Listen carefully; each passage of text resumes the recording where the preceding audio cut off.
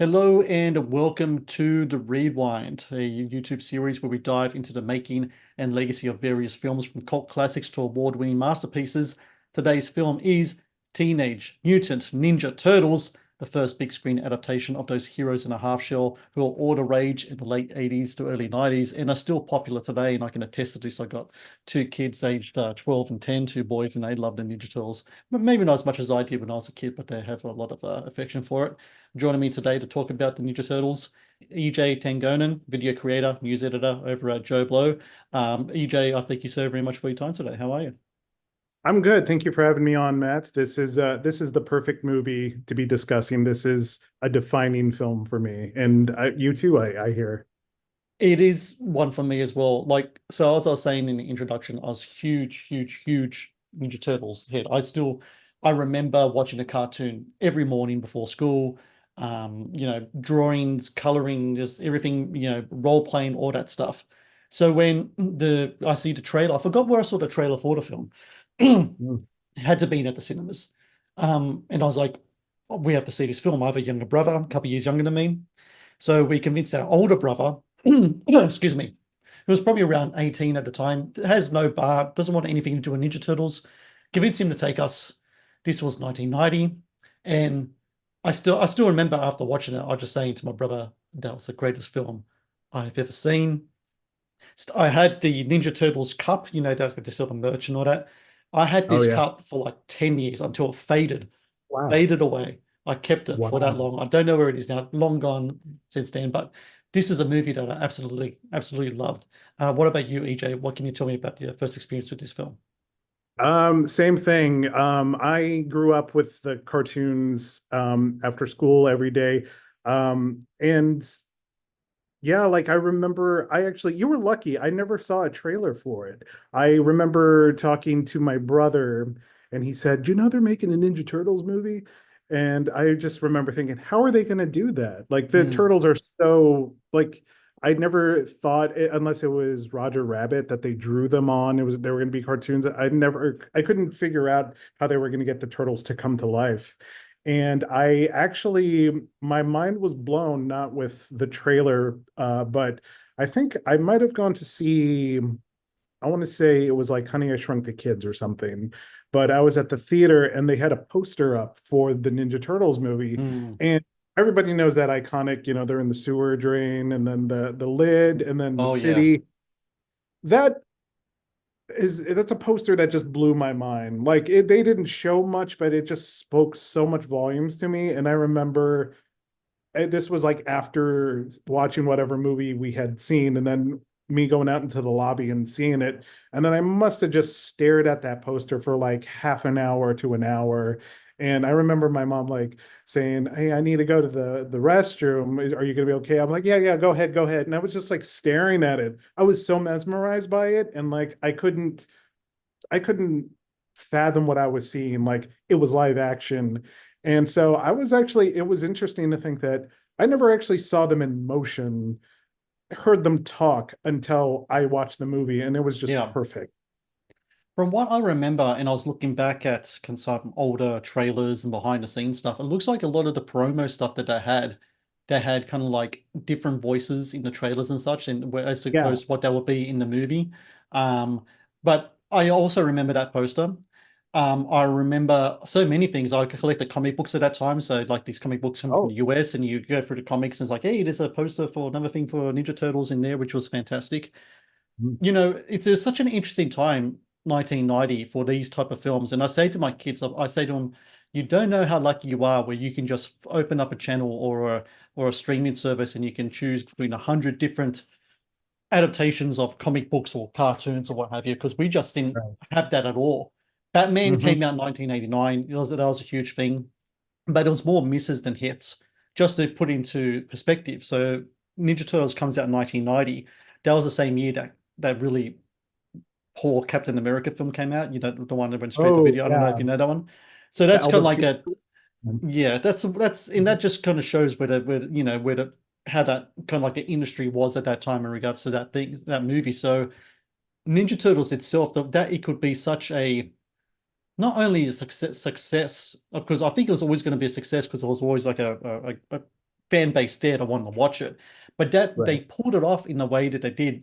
Director Steve Barron and everyone else involved in the film, I think is just kind of remarkable. And to this day, I don't know about you, but there's been several movies, Ninja Turtle movies. To this day, I still think that this one is the best one out of all of them. Do you have the same perspective as well? 100% absolutely agree. And I try not to be like a snob about newer things as opposed to older things. Um, I I like to be open-minded. Like I even liked the new animated movie Mutant Mayhem. I thought that was Mm, fun. I thought it was a fresh approach. And even if it wasn't like maybe what I was looking for, but it's like it was a fresh approach and it connected. But this, I think, just was the perfect marriage of the cartoon and the comic, and not even knowing back then that there was a comic. Did you know that there was a comic book source material no, for this? I didn't Yeah. know there was a comic book until I remember I was in school here and we used to get a catalog and you could order like books from the catalog through the school. And one of them was like the history of the Ninja Turtles or what have you. And so I was like, Oh, oh, that looks great. And so I ordered the book and then going through, I was like, wait, there was a comic book and the comic book looked really grungy and black and white and um, all that stuff. And I was like, because yeah. all the only thing I knew was the movie and the cartoon, the comic, I had no idea. So yeah, that was a big surprise for me. How much older were you when you found out there was a comic? Uh, well, if the movie came out in 1990, probably like a year or two afterwards, maybe. Oh, really? Okay, so Yeah. I probably was actually in high school before I found out. I wasn't I don't know. I think every book I found didn't go over that, or maybe I didn't look. I went straight to the cartoon part or the movie part. It might have been just my zone of interest back then. And so I think, yeah, when I was later on, just like looking at, oh, there are like these back issues of Ninja Turtle comics, and there were comics at the time, I remember, but I didn't know they actually came from comic books and they were actually dark and violent. And when I learned about what the stories were and then seeing how the movie came about, and it's like, oh, it's adapted straight from the comics, Mm, and it's like you please the comic fans, the fans who were there from the very first issue, the people who love the cartoons. You have the humor there, and then you make it sort of you make them merge together into something that's not, pandering to either side, but it works well together. And so like the kids were just like, wow, this is not just a cartoon. This is like a real grown-up movie. And yeah. Raphael says damn. And that Mm, just, I remember the theater just lighting up with laughter and things like that. And you see Leonardo, now that I watch it, it's sort of implied that he cuts Shredder's arm now a little bit, but like you fill it with your mind that he slices Shredder's arm, and then it's yeah, it's just cool as a kid because it's like, oh, this is I think I'm getting away with watching this. And so like whenever to get to your original question, when the sequels came out and they were more like geared towards the cartoon audience, it's like fun, but there was that edge that was missing, and they were more developed as characters in the first one, and then the sequels there were caricatures because they were cartoon characters yeah. now. So this one is just it feels like it has it all. It's where, grown-ups can enjoy. There's like, lately I've been picking up a lot of father and son themes, a Mm, lot about loss, a lot about growing up and things like that. And as a kid, you don't pick that up. As an adult, you pick that up, and that gives it another layer, on top of everything else. And with the other movies, maybe with Mutant Mayhem, there's a little bit about Splinter's overprotectiveness, but like I just feel like they found the perfect balance with this movie. So this is the best, in my opinion, of any sort of Ninja Turtle feature film.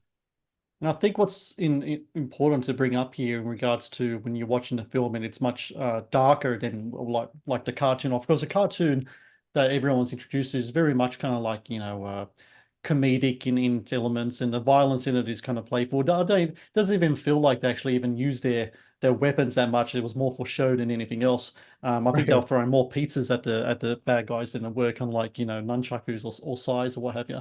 Yeah. But there's two for me, just like when I was watching it again recently with my kids, who they love the Ninja Turtles movies as well, especially the first one. there's two things in the film that really makes it work. The chemistry, I think the chemistry between, even though it's like multiple people bringing these turtles to life, from the stunt performers to the puppeteers to the voice actors, there is a chemistry between the turtles, like these brothers, right? Which work, but it's also stakes. You feel the danger in the movie. These turtles get hurt. There's the physical violence is very real, and I think it comes down to not only um, Steve Barron, the director, wanting to really get back to the origins of the story and adapt the comics as opposed to the cartoon, but it also has to do, I think, with the production company of Golden Harvest being involved in it as well, the Hong Kong production company, and their thing, like what they're known for more than anything else, is kind of like the the avalanche of kind of like Hong Kong cinema, martial arts cinema, especially in the 70s and 80s, Bruce Lee movies, Jackie Chan movies. That was like their thing. And like I think they really bring that kind of the danger, not only but also a playfulness, but also the physicality that I thought was really well done. But let's just get into the plot here for a while, so some people who haven't seen the film. Essentially, what we got here, and it might sound funny, it's kind of like a pitch to someone, and I could kind of understand, but some distributors kind of like said no thank you in regards to wanting to put this out. So we have Right. the case of four turtles exposed to a mutagen that creates like essentially like these humanoid kind of turtle figures. They're trained in the art of ninjutsu by a mutant rat named Splinter, who learned his moves from his own sensei. They are raised in the sewers of New York City. During the time as they get older, New York is under siege by a shadow organization called the Foot, that's led by this mysterious figure known as the Shredder. Big Right. supervillain kind of character in the film, which also came across great in the movie, because in the Oh yeah. cartoon he's kind of like more kind of buffoon kind of guy, but in the movie he's like really imposing and dark and such. And so it's up Oh to yeah. the Ninja Turtles to kind of save New York by teaming up with a couple of allies. You have a investigative reporter named April O'Neil, and then you've got kind of like this hockey wearing vigilante named Casey Jones in the movie. They'll kind of team up to take on the Foot Mhm. and the Shredder. So that's essentially what we have here. So we said before, the comics, 1984 is when the comics come out. Kevin Eastman, Peter Laird, they make the comic. Cartoon comes out 87.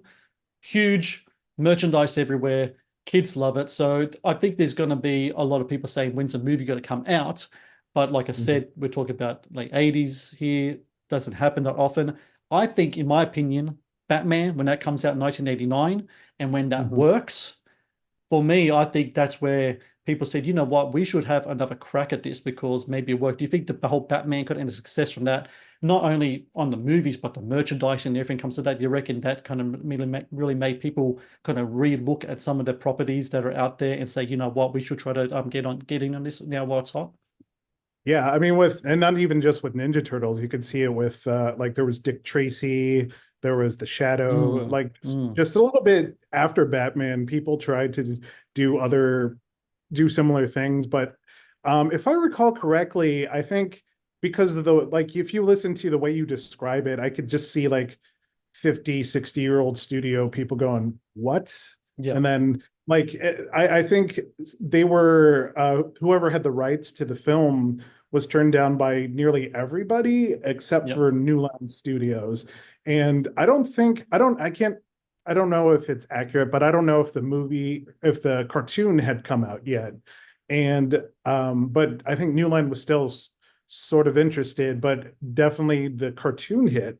And then the merchandise from the cartoon, the popularity from the cartoon made New Line go, okay, yes, then if not just a passing interest, let's do this. And which is weird because New Line at the time was just like Nightmare on Elm Street movies and yeah, really low budget and things like that. But I definitely think after Batman, um, I think people forget the first Batman was so like how everywhere it was. yeah, Like you couldn't go anywhere without seeing the logo or the Joker face or t-shirt, anything. Like it was everywhere. So um like whenever you go out to see like a Batman or go to a store and there's Batman merchandise there, the cartoon was already popular. So you would see Ninja Turtles merchandise there already. And I think that probably motivated New Line Cinema to just go, all right.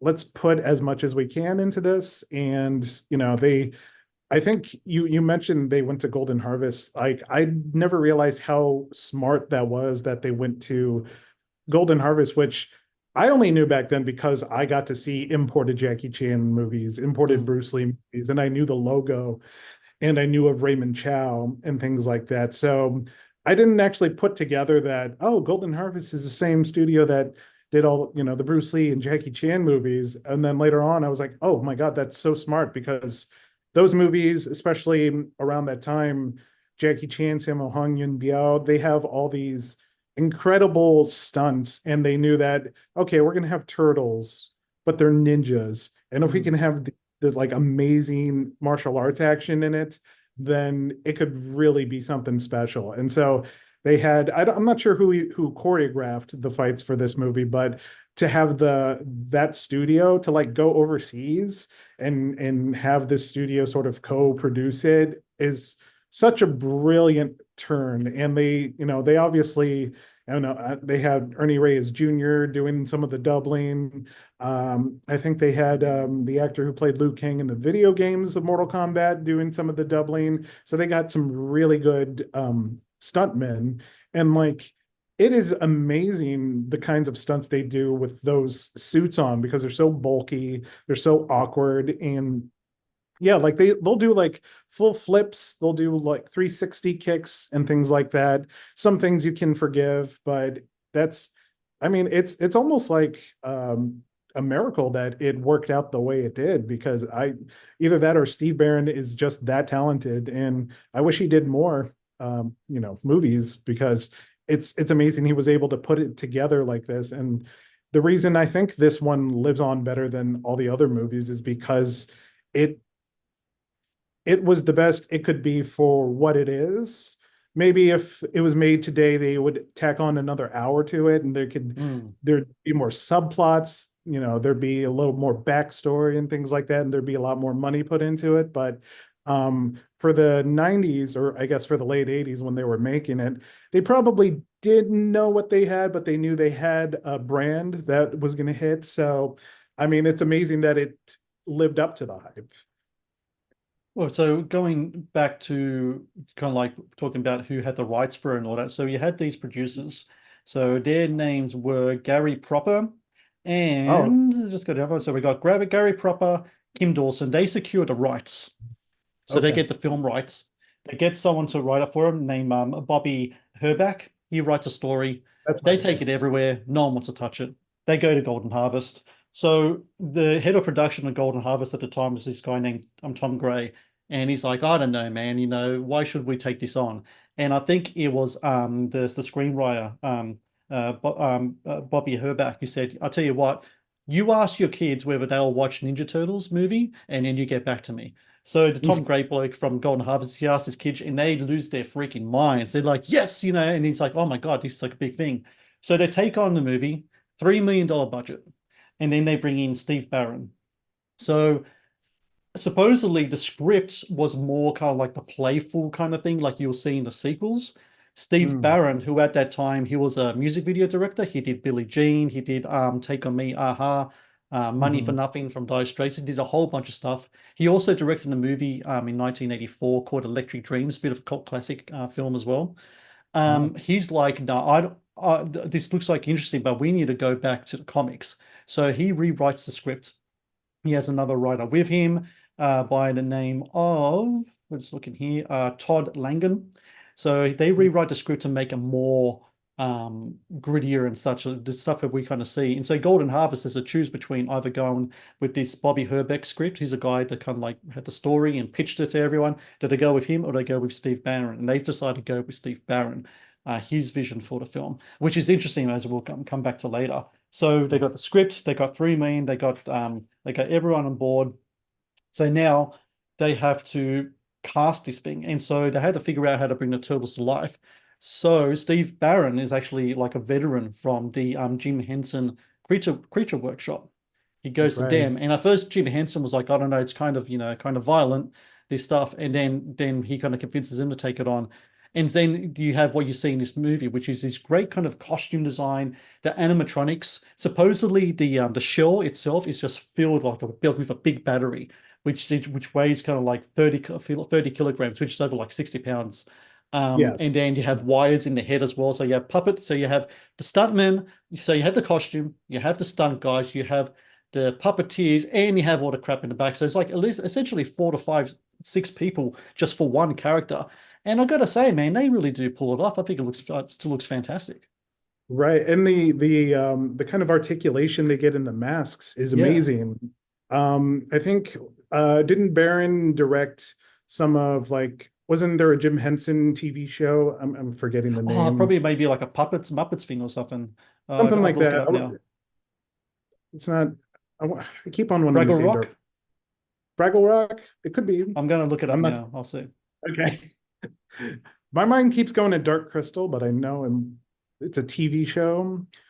Or it's like Jim Henson's Story Time, something like that. Okay. Like it was more like anthology.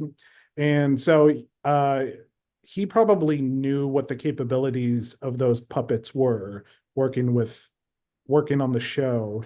And it's just amazing because you could tell from the first movie to the third movie when they didn't have Jim Henson's animatronics, their company doing the animatronics, like no, you know, respect to the people who tried hard and worked hard on the third movie, but it just doesn't look as good. And the first movie was you hit it on the head earlier where it's the performers mixed with the puppetry and the voices all mixed together to give them the chemistry. And it's like, you take a screenshot from any scene in the movie, in the first movie, and the turtles have very realistic looking, like, expressions when they're talking and things like that. If you ignore like the mouth that you can see into their mouth, like the real Mm. actor's face. Yeah, yeah. But There's some like shots like that. Yeah, yeah. right. And then like, when the stunt people are in there, they obviously have a fixed expression because they don't have the animatronics and stuff in there. But, just simple things like when they enunciate with the way they'll say words. Like I remember when April opens the door and she's like, "What's wrong?" And then Leonardo goes, "Splinter." And it's Splinter. Yeah. the way he enunciates that is so specific, and it's like you don't think of that as a kid, like how you talk, so we just accepted it. But watching it now, it's like, man. And I can understand how I think I've seen interviews of the actors in the suits saying they couldn't hear a darn thing because Mm. all they heard was the buzzing of the mechanisms just sort of doing everything. And then it's like, how do you act, how do you mime what you're supposed to do while there's just buzzing of machinery, and you can probably hear somebody off to the side saying the lines. But yeah, just like everything, it's one of those throwing all the tricks in the book in there, and it's just, yeah, again, it's just a movie miracle. And yeah, so like I think they still had the Jim Henson Company in the second movie, and even though they kind of switched up the designs, it still works very well. And yeah, and like the third movie, it's like you can see the difference Oh, yeah. between the people who, the Jim Henson Company, and then just somebody who tries to emulate the same thing. The Matt's Movie Reviews YouTube channel is brought to you by TeePublic. TeePublic is the world's largest marketplace for independent creators to sell their work on the highest quality merchandise. With over 1.2 million designs, TeePublic is sure to have something you'll love. The rest of the cast in the movie got Judah Pogue as April O'Neil. She even at one moment in the film she has like the yellow jacket that she wears, like with April's like all kind of like clad in yellow and stuff in the Yes. movie. I think she was really great in the film. Elias Koteas as Casey Jones, which is always funny in looking back watching him in this movie because since then he's become kind of like the really great kind of character actors in American Yes. cinema. He shows up in Hmm. so many films. He's terrific in movies like The Thin Red Line and Zodiac. He's been in so many movies. One of my favorite Elias Koteas movies, though, is The Prophecy. I don't know if you've ever seen that with Oh, Christopher Walken. I Um, know it. I haven't seen it. Oh, highly, highly recommended. If you want to, it's to Oh, me one of the best Christopher Walken movies, like performances. It's like a really? supernatural, biblical. It's about angels and demons on Earth and all these kind of stuff. It's crazy good. I really recommend. If no one's watched it yet, watch that movie because he's and also Leos Kotsias, like I said, plays the main character in that movie. He plays a police officer. And then you Wow. got the voice cast. The most famous one out of all of them, Corey Feldman. Yes. Back in the day, like not the Corey Feldman we kind of know today. Back then, this was like Corey Feldman, who like throughout the 80s, and maybe in the early 90s too, but especially the 80s, was kind of like one of the biggest kind of teen stars around the world. And his voice of Donatello. It's funny when watching the movie, when I mentioned before about how the trailers and everything else had different voices, and then you watch the film, and I'm like, as soon as I heard Donatello speak, I was like, oh, that's the guy from Lost Boys or Stand By Me or Goonies or whatever. That's that guy. I remember that guy watching it. But yeah, I think it all kind of blends together so well, and it does work. Behind the scenes, though, there were some things going on with this movie. So it starts off with a $3 million budget, but as soon as they bring Jim Henson on and everything else, this budget goes up to like 13 million. It's like really, really big.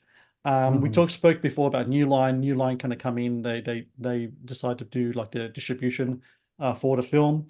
And on top of all this other stuff, you have essentially a lot of shots being made, but no kind of film as yet has been kind of like they got a script, but the script's not really, coherent in its own. But they're filming, they got all this stuff. They have an editor named Sally Markey. She edits something.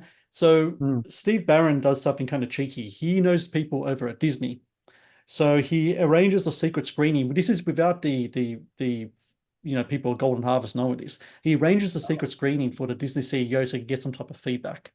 And so he could get Oh, some, hey, can you help us out with this? Have a look, give us some suggestions. So he gives them some, suggestions to it. And then Golden Harvest finds out about this and they're pissed. They're like, mm, you shouldn't have done this, shouldn't have went to Disney. Because Disney's now calling up Golden Harvest going, hey, how about we co-finance this together? I think you have a winner. They don't want to do this, right? So they right. actually remove Steve Barron from the rest of the film and they take over the film and they say, we're going to edit this. So they finished editing Oh. it themselves. So supposedly the Steve Barron, not to say there's a Steve Barron cut, but if there was a Steve Barron cut, it could have been even darker than what we see in the Ninja Turtles now. I think more the kind of playful moments you see in the film, that was kind of Mhm. like Golden Harvest, kind of maybe harkening back to some of the comedic action films of the Jackie Chan movies. I'm not sure what Right. they kind of like was, but yeah, that was happening behind the scenes. And so Steve Barron, while he was like, it is his vision on screen. He wasn't there at the end of the film, which I found kind of remarkable. He is still on the credits though as a director of the film. And by essentially he directed it, but the final product was definitely more of a Golden Harvest thing than anything else. That's interesting. And it's funny because have you heard that there was sort of a deleted subplot about Michelangelo kind of turning darker when Splinter Ah, was nice. um there are two like little pieces in the film that you can still kind of see it where he's sort of wailing on a punching bag in the farm Yeah, and you can tell it's like he's pretty serious, like he's really hitting that thing. And then there's a scene where you see a figure on top of the barn and he's going and it's made to look like Raphael because he goes Splinter, yeah, but yeah. if you look closely it's actually Michelangelo. So Right. he's kind of because you could see it early on how when they're in the sewer Donatello's like, do you ever think about Splinter not being there? And then he's just brushing off the question. So it's like he's in denial about wanting to accept Splinter could be gone. And then after Splinter leaves, apparently I don't know how much longer it was supposed to go with it, but he was supposed to get a little bit more melancholy about it. And they kind of, I think they kept in the punching bag part, but I think they subbed Michelangelo's scream, his voice for Raph in that scene because they could kind of get away with it because it's in silhouette. But the whoever edited it, whether it be Golden Harvest or maybe New Line, had the note, but they didn't want Michelangelo to sort of be edgier. They wanted him to stay serious or stay light and fluffy in the comedic one. So they kind of preserve his innocence with those little edits. And I think in that when you know that, it actually makes his crying at the fire when Splinter does the whole gives the whole speech with when they're meditating, Yeah, and then I am, what do you say? I am with you, my sons. Yeah. yeah, I am with you, my sons. Mm. And then everyone's emotionally wrecked, but Michelangelo is the only one that's just sort of like bawling. And that actually makes sense now. Like it's sweet when you think about it beforehand, but now it's like he kind of has his little arc where he kind of accepts that Splinter has given them all the respect that he feels they should have, and they're equals now, and not just his students, and he's proud of them and things like that. So it's interesting, and I do know that there's a deleted scene, unfortunately, where in Shredder's warehouse intro, he was going to have like a little demonstration after his speech where 4 Foot Clan members sort of surround him and attack him. And then he was just going to like take them all down himself, 4-on-1. And that was supposed to demonstrate how good of a martial artist he was. Mm. And I don't know why they would cut that out unless it just looked incredibly awkward, because it just sounds like it was already a great intro for Shredder. And I will defend to the death that it's one of the greatest movie intros of all time when he enters the movie. But that would have been like the icing on the cake to just see like, oh, Shredder can fight too. It would have kind of be like the precursor of seeing Yoda kind of in Attack of the Clones, the second Exactly. Star Wars thing. I imagine though, maybe I don't know, it's only so far you could kind of push it with some of these animatronics and stuff back then. And throughout the movie, he seems to be such a frail kind of character as well. Like he's really kind of hit his age in the movie. The voice is raspy, Mhm. and he's been in shackles and such, but also makes that final moment at the film. And spoiler alert for anyone who hasn't seen Ninja Turtles. Um, Uh-oh. that final moment when Shredder charges at him with the spear and he uses the Mhm. nunchaku and kind of sidesteps and flips him over. It makes that moment, I think, extra special. If we didn't, if I mean, if we saw him kicking ass beforehand, we Right. wouldn't understand. We wouldn't see like how at the end this like really uh this rat mutant who's been tortured and he's older and frail and stuff wouldn't be able. We wouldn't think that we would think that he will be able to take care of himself, but you have no idea when you're watching the end of the movie what would happen in that moment. But it's a really kind And of it shows. interesting, yeah. Oh, sorry, I was going to say it shows how much better Splinter is too, because he doesn't need like a whole fight sequence to take Shredder Mm. down. He just knows, he knows how to use his force against him, and he just one flip of the nunchucks, and then he basically ends his life. So, Yeah. but Well, that yeah, that was an exciting moment. I remember the theater going crazy when Splinter did that. yeah. I mean, something that's occurred to me when I was like watching this film lately, and last year, Inside Out Part Two came out, and Inside Out, you got different kind of like color motifs for the characters and the show emotion. The turtles essentially with their bandanas are kind of the same, aren't they? With their own kind of color emotions. I mean, red for Raphael for sure. I think everything else kind of has that kind of thing there. Mhm. And I think the tempering of emotion, being the master of emotion, I think is something that Shredder talks about all through the film, especially in regards to rage. With Raphael in the film, he's the one that gets into a lot of trouble because his temper gets the better of him, and he uses he hits first and asks questions later. Right. And so that end part there, where you were saying before about how much better Splinter is, it's also a thing where Shredder is pissed. He just got his ass kicked by these freaking turtles, humanoid turtles, and then there's this rat who he has a history with, and he charges at him, and one guy's charging like a bull, but the other guy's just like, Splinter's just like, I'm going to remain calm, and I'm just going Mhm. to sidestep, nunchaku, over he goes. He kind of used his rage Right. against him, like the momentum against him. I think that's like a theme throughout the film that I didn't really pick up as a kid because I was too enamored with just watching, like the Ninja Turtles come up. But as a parent, especially of two boys, it's something I definitely picked up because you have the different personalities of the turtles, but I think Raphael, you really stick with him throughout the film more than anything else because his rage really is the kind of like the thing that really not only gets him in trouble, but gets like all the turtles in trouble. He's kind of like him getting into situations he shouldn't have got into in the first place is essentially Right. why they kind of fall apart in a movie.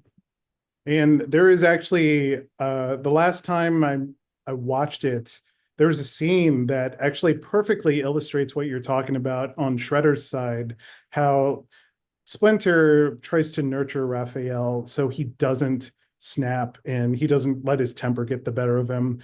Whereas on Shredder's side, you can see him and Tatsu are always, shoulder to shoulder. He's his second in command. He lets him, go out and do his bidding and stuff like that. And then at a certain point when I think it was after they had the big fight with the Foot Clan and burned Mm, down April's apartment building, and then Shredder goes in and then he like slaps Splinter and he's like, how do they know how to fight like this? And then he's like angry at Tatsu for failing. He gives him a look. Tatsu like lowers his head in shame, and mm, then he doesn't say anything. Shredder just keeps walking. And then Tatsu just goes and beats up on Foot Clan members who are like 16-year-old, 17-year-old kids. And it's like, yeah. oh, I never figured out like he's transferring his anger to Tatsu. Tatsu's transferring his anger, or he's taking it out on these kids who can't defend themselves. And it's like the opposite of Splinter's teachings. Yeah. And it's great. Like, see, that's another example of where as an adult, there's just more layers that you can see within this movie. And that's why I'm sort of convincing myself now as I talk that this might be the greatest movie ever made. And I don't know if that's hyperbole, but like it's just amazing. Like when you peel back the layers, and it's like, I can't remember that, maybe that was a couple of years ago when I watched that part, and I saw how, yeah, Tatsu just took it out on these kids and they had to like stop him, but he was like uncontrolled rage. And then like when Raphael has that big fight with Leonardo in April's apartment, he goes to the roof to Mm. burn off. Sorry, can you hear that? That's my refrigerator going. No, that's all good. Okay, cool. But and then when Raphael has that argument with Leonardo at April's apartment, he goes to the roof to blow off some steam. So it's Yeah. like you can see that Splinter's influence is so much better to it's the ninja way that like how you harness your feelings, you take control of them, and Shredder's just pure like brute force and things like that, and pure emotion. And yeah, that scene, I was just like, holy crap, that floored me as an adult. It comes down to, and it's something that you really, um, like when myself, like being a parent, especially a parent of boys, it comes down to mentors in a boy's life. Not only parents, but whoever could be their, I don't know, their coach, their martial arts instructor, or what have you. It's really Mhm. important that you find people that show in that not only exemplify good values, but also teach good values as well. And it really Yeah. shows between Splinter and Shredder the positive and the negative. One is all about finding an inner peace. If you work on yourself, and when you work on yourself, kind of like your life becomes better. The other one in Shredder is all about, domination, domineering, and just taking whatever you want. I mean, he's pretty much made an army. Like it's a child's army essentially. What he has Yeah. there, like got all these kind of like a homeless kids. So some of them aren't even homeless. I think April O'Neil's her boss's Oh, son, Danny, Danny. He that comes him. from, his dad's like a newspaper editor. It's not like he's not without, some type of, like maybe probably middle class or what have you. But Yeah. he decides to take part of this kind of thing as well. Interestingly, though, a little bit of trivia tidbit. We all like Sam Rockwell's in the movie, of course, like he shows up in the Yeah. movie. I read Mhm. that supposedly Skeet Ulrich and Scott Wolf were uncredited Foot Clan members Really? in the movie. Yeah, that's something I came across Really? only this morning, which is That's pretty interesting. amazing. Yeah. But there's no scene where you can like see maybe their faces in the Uh, background. no, I Thing. think they got like the whole costume and regalia on, Oh so you don't really wow. see them. But it's interesting because I think only like what 6 years after this movie, Scott Wolf would do the Dungeons and Dragons movie, right? That came Oh, out. Double Was it Dragon, you no? mean? Was it which one was it again? Double Dragon. Double off Dragon. That's right. video Yes. game, Yes. video game. Yes. Yeah. Yes. That's Yeah. right. Yeah. Which is interesting because he was, yeah, because he was known as like the party of five kid to me. And That's it's like, right. oh, he's gonna do martial arts. But something like this, it's like, yeah, he would be a teenager and they would have to be just plucked from the streets. And I think around this time, New York was just known for gangs. And so Mm. it's a cool twist. See, now that I think about it, it's a cool twist on sort of New York gang culture. And it's just sort of like Shredder's sort of harnessing it into his own bidding. We don't exactly know what his ultimate goal was. Yeah. I don't, Yeah. he just sort of likes to steal things. But I think we should also give it up to the greatest hideouts in movie history. At least kids like it's again, it's an interesting thing because it's like an Eden for kids who like want to be Yeah. bad. They can be Especially I seem like more kind of like a more I don't remember seeing any girls there either. It's just all seemed like well boys there as well. Almost seemed like I the think there was one. I know there was one who like had bubble gum and she was right. popping it. But other than that, yeah, it was just sort of like it was boys and like teenage boys, and that's pretty much it. Yeah. And probably, I don't know, it's around the time that maybe they didn't want to show that girls were probably Foot Clan members and that the Right. turtles would probably beat some up or something like that. So they probably, yeah, were careful about doing that. But like watching it again, it's just like, man, this is like a haven for runaway youths and things like that. But like even I was a good kid. I was a Boy Scout, straight and narrow. But I would have loved to just like Oh go there, man. play Yeah. arcade games, skate, Well, smoke. there's like this twin skateboard ramps. They go in Yeah. when Danny goes into into the building, their abandoned building, whatever. They go in there. It's Mhm. MC Hammer blaring out in the background. There's Pepsi Yep. machines everywhere. You got one Mhm. guy playing bass guitar, whatever it is. Got Yeah. twin skate ramps that are just doing all this stuff, and you're surrounded by TVs and arcade machines. Who wouldn't, Yeah. love that? Kids were playing poker Yeah, in the warehouse. And or no, yeah, I think they were playing poker. And then like there was, you can see, yes, they were like hoarding stolen goods yeah, and things like that. And like Danny just like, you whatever you get you keep and things like that. So it's like it's funny because it's like it's very tempting, but it's actually not. It's like a very juvenile, like a bad juvenile place that sort of nurtures the bad side of you and things like that. So yeah, that's I mean, but I remember before, again, hearing about the movie and thinking, oh, how are they going to do that? Are they going to have the Technodrome? Are they going to have Krang? I yeah. think the warehouse is such a suitable replacement and like a good grounded, gritty replacement for the Technodrome because it's like, yeah, a different spin on things. And yeah, just wanted to shout out to that because that's one of the foot layer in the first Ninja Turtles movie is one of the greatest hideouts ever. The Matt's Movie Reviews podcast is brought to you by Amazon Prime Video. One of the best on-demand streaming services available, Amazon Prime Video features exclusive Amazon originals as well as popular movies and TV shows. Watch Amazon Prime Video anytime, anywhere. Just wanted to Yeah, shout it's out to that. interesting you brought up the whole kind of Krang techno layer thing because that was like a big kind of thing in the cartoon, right? And you can pull Yeah. that stuff off in a cartoon. Um, and I know that they bring it up again in one of the Turtle movies. I think it was the second Turtle movie with the Michael Bay one. I'm what the Out of Shadows. I'm Oh pretty sure yeah. they have that stuff in. I'm not 100% on it. Because I don't think I've ever watched it. I kind of like my kids tell me about the other Turtle movies. I haven't seen them all. But it's I think what they did really well in this movie, what Baron did and everyone else is that, and I think and it was something that was essential because you couldn't pull off some of the things that are in a cartoon, but there was a groundness to it.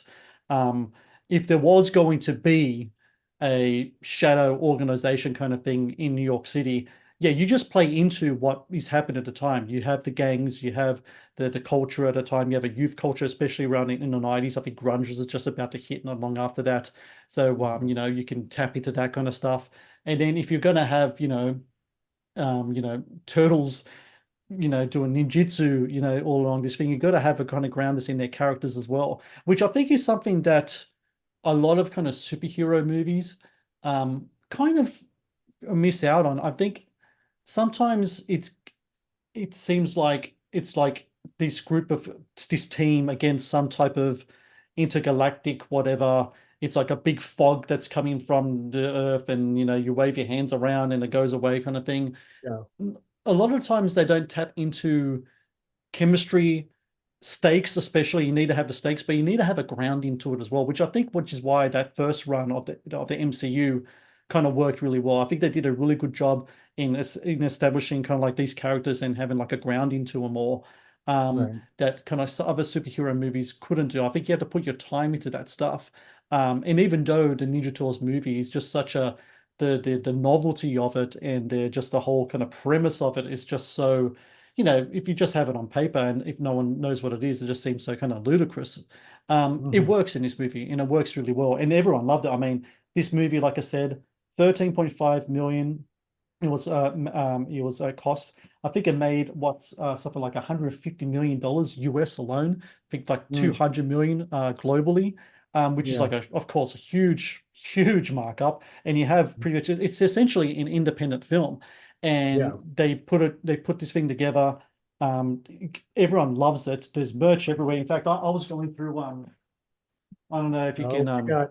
What you see got? Oh my these, God. the classic Ninja Turtle Whoa. Ninja Turtle cards they have Oh, in I'm there. coming closer to my computer. Oh, that's amazing. So I got like have where's the other one? Yeah, oh, that one there. Oh, that's fantastic. I So I got used to like a have, whole. You had these as well, did you? oh, I had those. I wish I remembered where they were, or my dad probably threw those out, but my God, I had those. Oh I know man, I was, yeah. Go ahead. had all the movies, all the cards for the movies.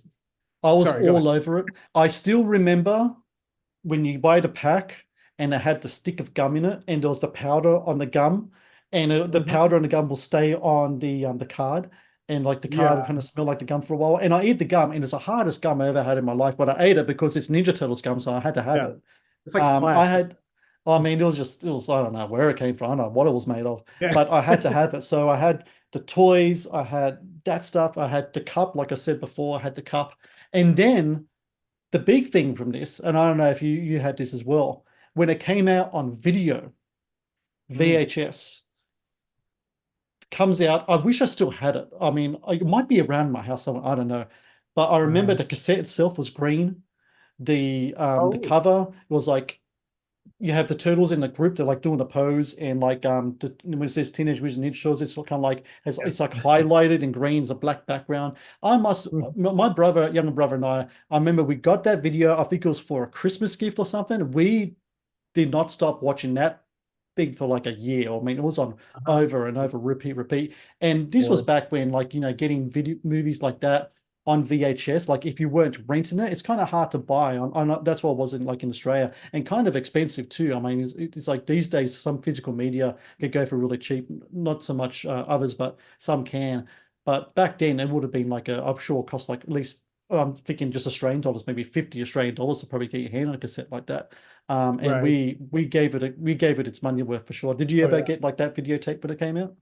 Oh, of course. My parents wouldn't, because of the cost of videotapes back then, we didn't have a lot of movies that we bought. So it would have to be something very special, Mm, which Ninja Turtles was. The American tape, the cover was actually black, and mm. then it was the same design. It had the text, but it was like black with like a green highlight, and then had all the turtles doing the pose and things like that. And our tape wasn't green. I think we got screwed on that. Um, but what was my point? Yeah, we didn't have, if anything, if we wanted to have a movie on tape, it would have to be on TV, and then we would have to tape it off the TV. But we weren't like allowed to buy tapes because they were so expensive. But this one, I think either we begged, or I think my parents just knew this is a movie that they're just obsessed over, because they Mm. don't talk about any other movie as much as this. So let's let them buy it. And then I remember, yeah, we bought it when it came out. which was probably a year later because movies used to come out a year after they premiered in the movie theater. Yes. Yeah. No Um, 30-day window straight to streaming nonsense today. No, it took forever. Um, but like, yeah, we bought it, and then my brother's like, let's get Pizza Hut and watch this. Yeah. But being like 5 or 6 years old, and I just was a creature of habit. I was like, but I want McDonald's. And then he got on me for that. He's like, you can't eat McDonald's and watch Ninja Turtles. No, But your I brother's still ate right. You can't. Yeah. McDonald's. Yeah, I mean, I'm ashamed of that now, and I've been to a fair share of Ninja Turtle pizza parties, so I hope I made up for it. But when we first got it and brought it home, I was just so stubborn because I craved McDonald's that day. But my brother actually got Pizza Hut for himself. I don't remember, it was a personal pan. So we were like spoiled that night. I think, yeah, my parents, credit to them, they realized like this movie is something that they're really excited about. So one, let's buy the videotape, which we don't do. And then two, let's treat them. Let's give EJ McDonald's, and then let's give Chris Pizza Hut. And then we just all, yeah, it was an event night where we gathered around the TV and we watched it. And yeah, I can't tell you how many, that might be one of the movies where I might have watched it every day Yeah. for maybe a year or two. Yeah. And Yeah. that's why today I can just sort of quote everything off the top of my head. I know every nuance. And like, yeah, so like I could, if we went to like a quote along of the movie, I could probably recite the whole movie with the movie. Yeah. But yeah, that was our experience getting it, and that's how big it was for us, is that like even our parents were just like, okay, let's buy it for them. So that's how big it was for us.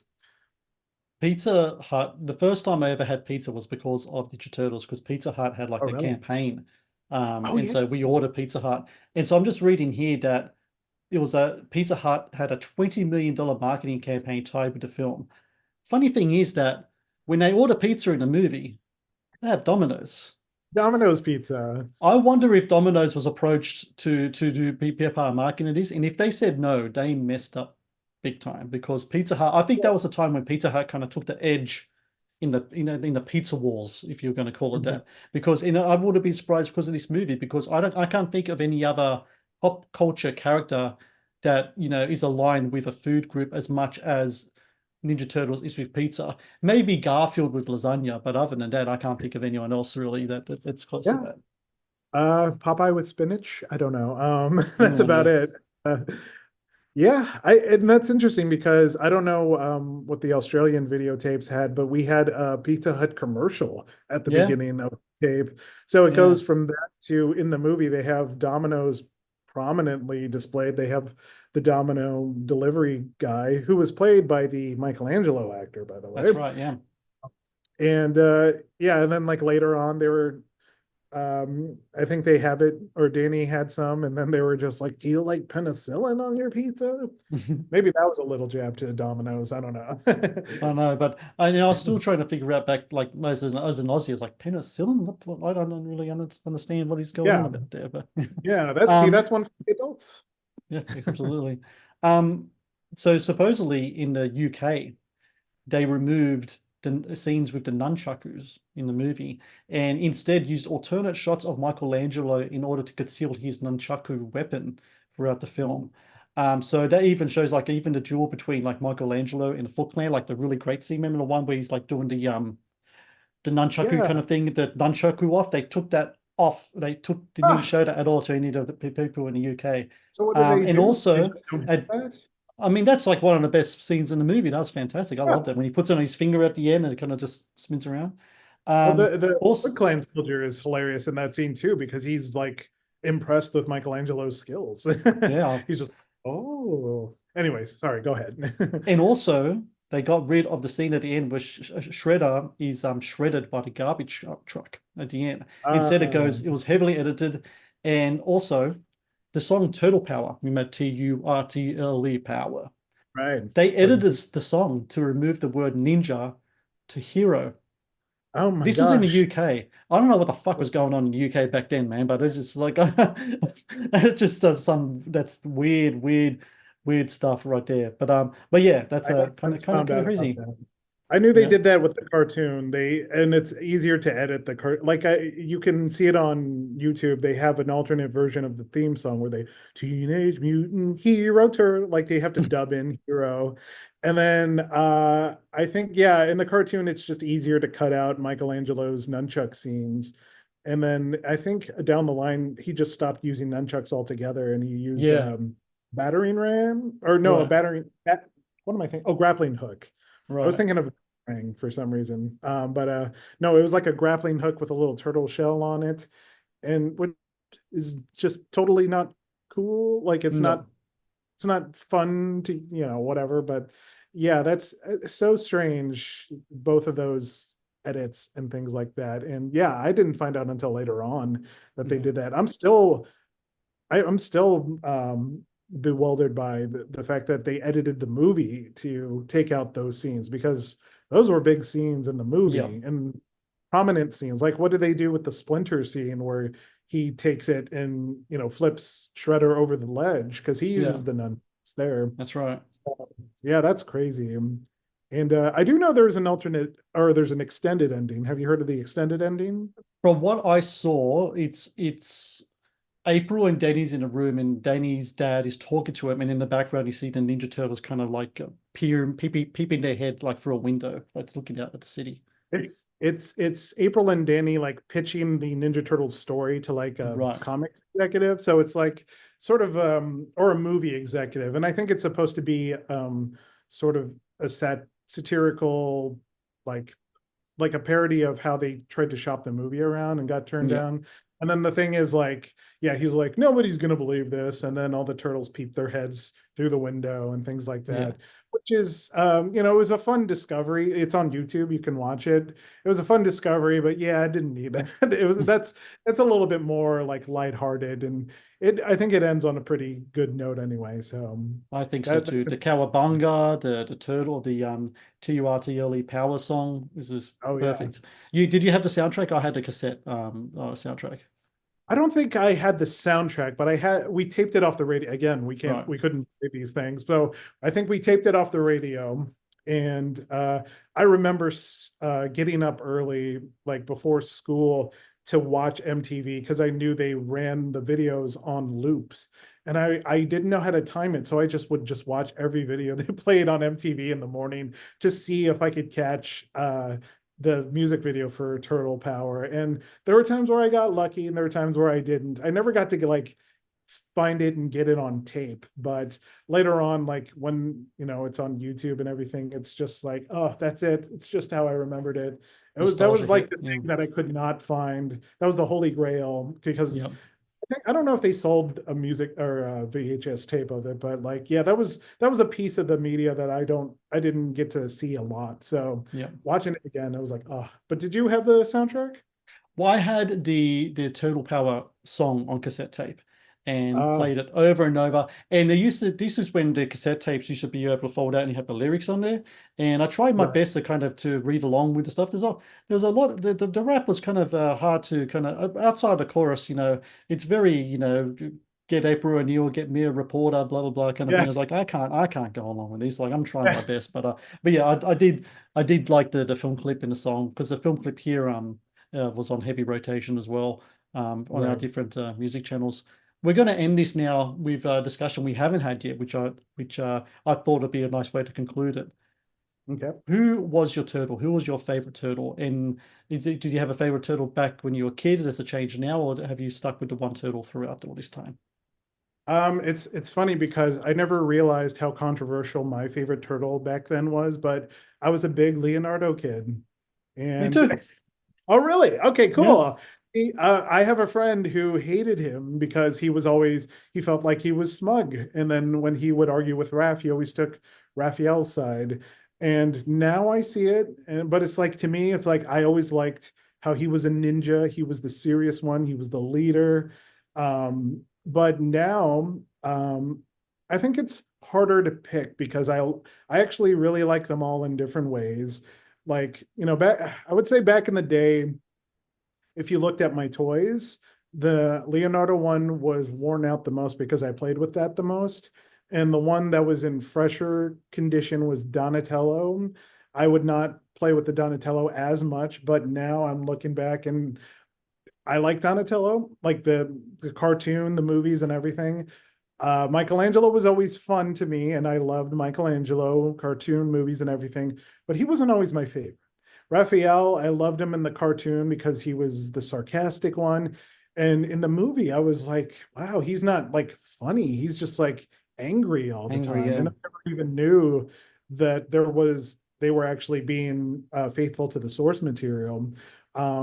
So I don't know. I remember thinking of Raphael as like almost like a bully when I was Mm. a kid, because it's just like, why would he be so angry all the time? But now I look back and it's like he's the one with probably the most depth, and that's probably why everyone loves to go back to him for like character arcs and stuff like that. So now I don't know if I could pick a favorite because I think I like all of them all in different ways. And like Donatello's been, I go back and watch the cartoons, and Donatello has some hilarious one-liners that I never picked up as a kid. And like Michelangelo was just always fun, but like yeah, Leonardo was my that was my guy growing up. And then but now I just love all of them as a unit. And how about I yourself? You like Leo, Leonardo? Leo all the way. There's a couple of big reasons though. Number one, the color blue. I love the color blue. So Hmm, that goes a too. long way. The second one is choice of weapon. I love swords, especially back then. Oh, Swords were a big thing. People tend to forget Masters of the Universe, awesome sword. yes. Thundercats, awesome sword. Voltron's got a sword. Swords are awesome. They still are awesome. I was saying this. I did a rewind episode of a Rutger Hauer movie called Blind Fury, and I was talking to my guest Yes. Dan. And we're talking about the great sword in that, and I said to him, I said, we have to bring swords back. We have to make swords great again. Swords have to be great again, and hopefully it I will agree. happen because I know there's a Master Universe movie coming out soon. Voltron, they're Mhm. filming in Australia, they're filming in Queensland, that movie. Right. So I'm hoping that swords become great again because there's nothing better to me than a great sword fight in a movie. And the fact that he had two of them, Hmm. forget about it. I mean, just awesome. So double swords, Yes. blue color bandana mask. Also, he was the Hmm. leader. I always gravitated towards the leaders. I always liked like I loved the Avengers, like the comics. So Captain America was my guy. I Oh loved yeah. Batman because Batman was he was essentially the leader of Justice League. I like to think Batman was. Some people say Superman, but I think Batman was. Right. But yeah, because yes, Superman doesn't have to uh, plan out stuff as sufficiently as a Batman does. But for me, when it comes to Turtles, Leo, Donatello's a close second for me Mm. because I love staff as well, like staff fighting. Anything with a long stick with a whatever. But Michelangelo kind of have a soft spot because nunchakus always remind me of Bruce Lee, and I used to always watch the Bruce Lee film Fists of Fury. That's what it's called in Australia. The titles can differentiate in different countries, but the one Right. I saw, which was called Fists of Fury here in Australia, is the one where he takes on the when there's a Japanese oppression in Mhm. China, and it has a whole fight scene against a whole dojo, and it brings out the nunchakus and just beats Oh the shit yeah. out of them with the nunchucks. So Uh-huh. nunchucks are a big thing for me. But yeah, Oh, that. Raf was always last for me. I wasn't a Raf guy whatsoever. But yeah, I Mm. think Leo for me still heads and shoulders above the rest, above everything else. And yeah, Ninja Turtles 1990, heads and shoulders above the rest, better than any other Ninja Turtles movie. To me, might be controversial. One of the great comic book adaptation movies, superhero. Oh I yeah. think you could call this it's a superhero movie, right? Would you call it a superhero movie? Is that in the same Uh, wavelength? I mean, I would call it a comic book movie, but superhero has a little bit of a fixed trope to it. Mm, I guess this kind of has the same, like, because it kind of has an origin story later on. Um, I would say, by definition, I would say so, but I never thought of it as a superhero movie. yeah, yeah, I would say that, like, ninjas were never like superhero-ish to me, even though Batman is a ninja. yeah. Um, his, I don't know, Batman's kind of different to me, but yeah, I don't know. I would call it a comic book movie first and foremost. But But yeah, I I think, definitely yeah. think it's one of the best ones. And yeah, like I don't think there's been one that has honored both the comic source material and the cartoon I mean, not that there are a lot that can do that. But this one just knocks it out of the park. It does. I think it's a fantastic movie, and it's awoken my love for pizza, which still holds strong to this day. And Oh, I got that's to say, fantastic. EJ Tangonan, I thank you so very much. Hopefully, one day we'll get together and we'll share a slice, and while we Oh, reminisce that would be over perfect. pizza. And I also want to say thank you for your time today. And yeah, man, it's been a pleasure to meet you and talk to you. Yes, thank you for having me on. I'll make sure to bring my sword so we can slice the pizza in the air. Thank you for watching the Matt's Movie Reviews channel. Please subscribe for more reviews, podcast interviews, and exclusive content.